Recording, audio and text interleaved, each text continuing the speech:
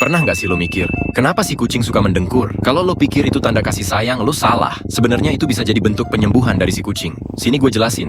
Jadi, kucing tuh suka mendengkur dengan irama lewat getaran di tenggorokannya, dengan frekuensi sekitar 25-150 Hz.